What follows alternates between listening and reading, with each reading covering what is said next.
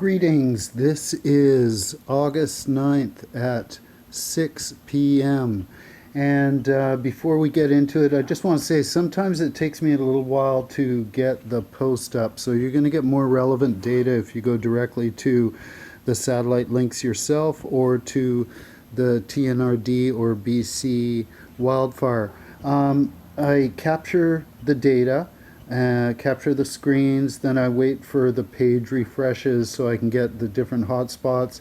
Then I talk over it, sync it up, let it process, and then I post it. So you might get it a little bit later than you could actually get on your own.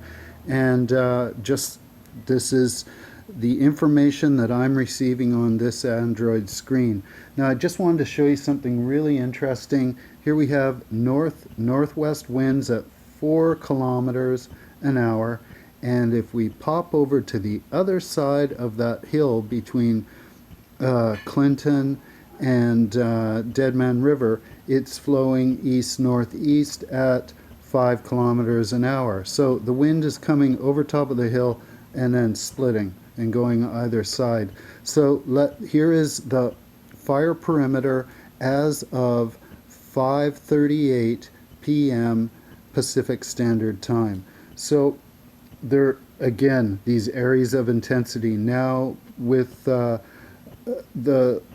hotspots to the west of Boston Flats, approximately 4 kilometers, and we're looking at an increase excuse me, of 130 hotspots. We're now at 27,087 and an additional 25 hectares involved at 139,134 hectares. Again, wait for the tallies at the end of the day when the crews can get in and they can actually verify how large the fire is. You'll find that on those links below. So here are the 24-hour active hotspots occurring right now in the 6-hour pickup time, the 12 and the 24. So that's where the fight is on. Southwest, northeast, southeast, east, and now to the west of Boston Flats. So let's look at what's happened in the last 6 hours, primarily around Highway 99, Highway 97, out along 2300 Road, the VZ Lake Road. Then we've got the eastern flank, a lot of intensity, but we're going to come back to it and just jump in. Here's Boston Flats. There's only one new hotspot showing in the last 12 hours, and I'll take that as an indication that crews are on it. And of course there's more intensity when we go to the overall 24-hour map.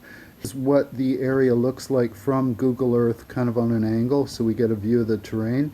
And on the left-hand side is McLean Lake, and on the right-hand side is Boston Flats, and it's about on the middle of the hill, maybe a little bit to the west, and that gives you an idea of what's up there and where they're working. So here is Highway 99, Highway 97. It's going out along, I guess there's a power line running through there, I can't remember it.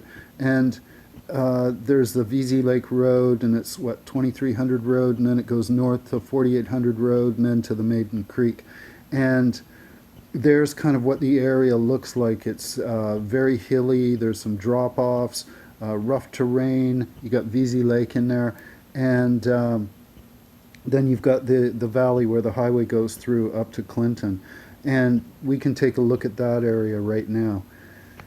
Here is Clinton, and so on your right hand side there's the hill that they've been working on towards the center of the screen. That's 3 Mile Lake. That's where we got the phone call from Perry, and I haven't had a chance to phone him yet. Then there's Clinton itself, where the road bends, and to the left goes Kelly Lake, and to the right goes off to Chasm and the Big Bar rest area.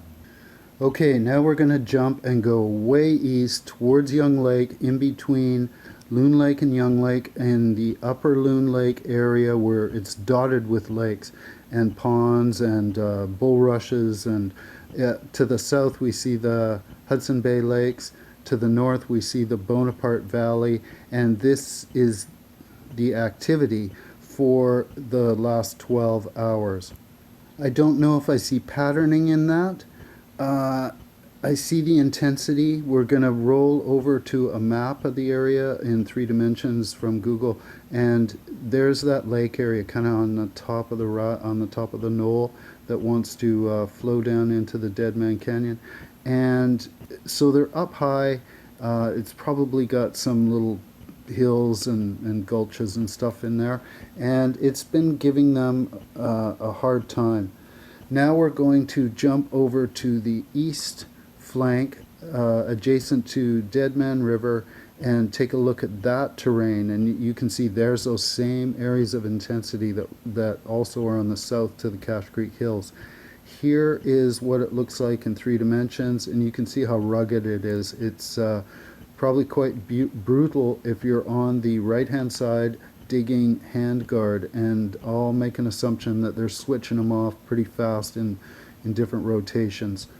I've also had concerns throughout about Skitchison down in the mouth of the Dead Man River Canyon, and however I think this push now with the southwest winds may possibly keep them in the clear. So let's jump over to the chasm again, and I do notice this small hotspot all by itself out in about 3 kilometers southeast of the park.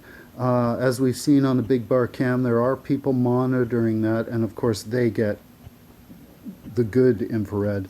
So it's something that I'm always looking for. Where are little potential flare-ups and hot spots that may occur and stay dormant and then reignite when the wind shifts. So it's something to look for. Okay, quick look at windy. It's east, northeast, 5 kilometers an hour. That's at the Big Bar Rest area. That's kind of my center point for observing the area and the weather patterns. We're looking at that shift still. It's may show up early Thursday afternoon. I have an indication it's going to be high noon Friday, just like a Western movie. So, not to get you overly alarmed, I'm saying be aware, watch out, know your position, know your escape routes, know what your resources are. Get this stuff on your handheld so that you have all the data you need to be personally reliant. And that takes heat off the crews that are trying to concentrate on other areas where they may have to evacuate people. If you are ahead of the game, you're helping, and that's great. Thank you very much, and be safe.